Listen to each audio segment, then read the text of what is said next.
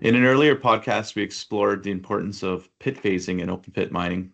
Today, we're taking a step further and we'll be discussing what is a large open pit mine.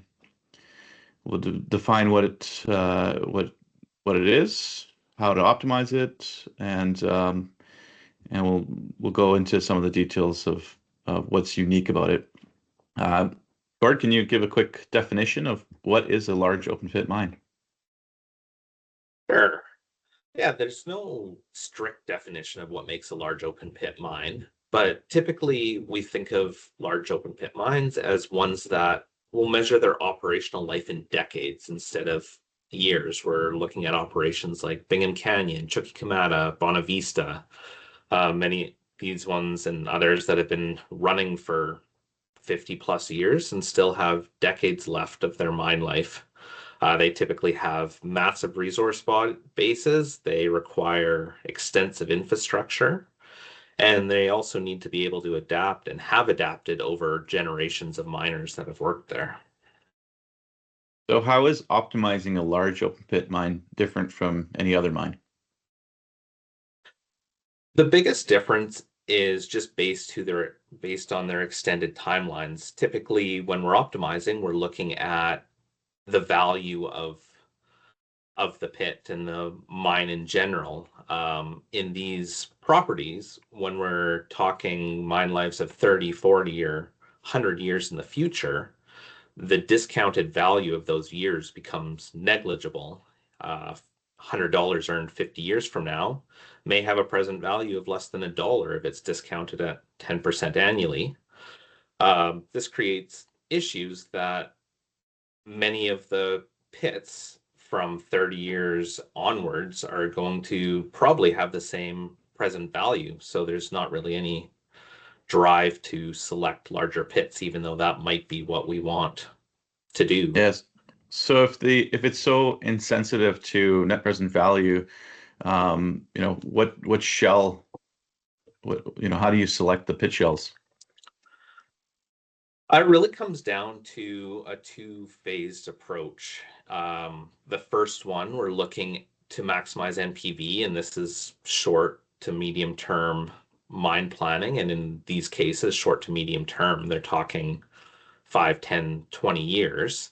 And this is really what drives the current, the net present value of these projects. At the same time, we'll need to look at maintaining long-term operability. So this involves making decisions about where to build the process plant, stack waste material, and also how we select those smaller inner phases to avoid sterilizing a lot of valuable resource that they will probably want to be mining in the future. So we have our smaller phases that we're looking at to maximize value, and then we have to consider what the potential overall size of this pit could be.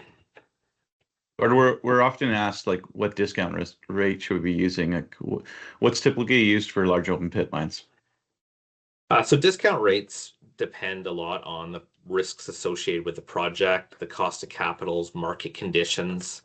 Riskier projects where we don't have as well-defined ore body or there's geopolitical risks, often we'll use a discount rate around 10-15%.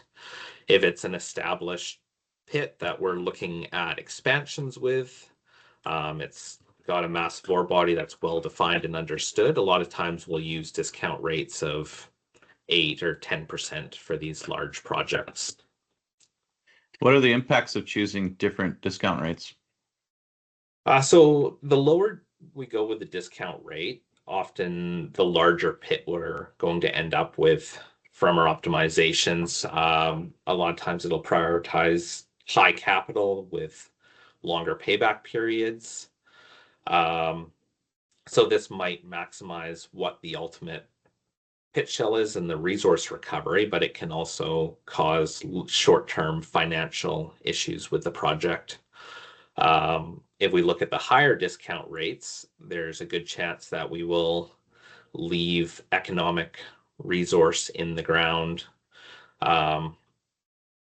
And this really focuses on the the short-term returns of the project, often at the expense of utilizing the resource fully.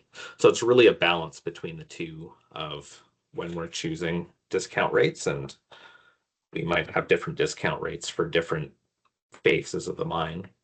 Yeah. What are the other complexities associated with these large open pits?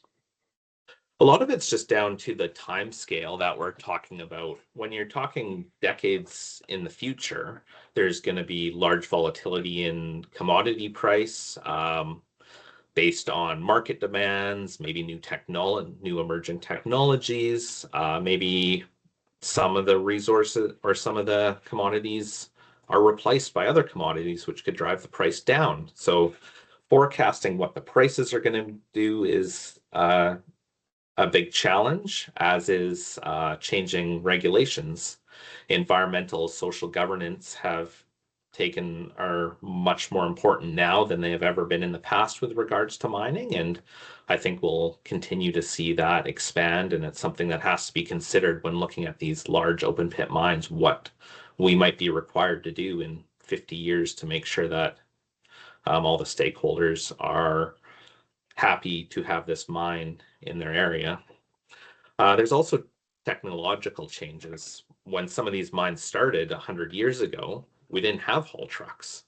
Now it's typical that they're going to be having trucks with payloads over 300 tons, which means that the mining rates have just exploded compared to what we had before. Same with processing rates. The plants are bigger, and the throughputs are huge compared to what we have. And we don't know what's going to be happening 50 years down the road that have changed the very basic fundamentals of mining.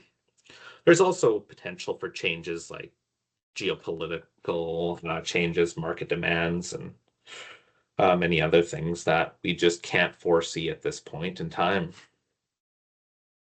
Thanks, Gordon. We'll leave it there and we won't get into too much more detail, but thanks for your insight. If you'd like to listen to more of these Fresh Thinking by Snowden Optiro, you'll find them for free on our website, Spotify, Apple Podcasts, and most other podcast platforms.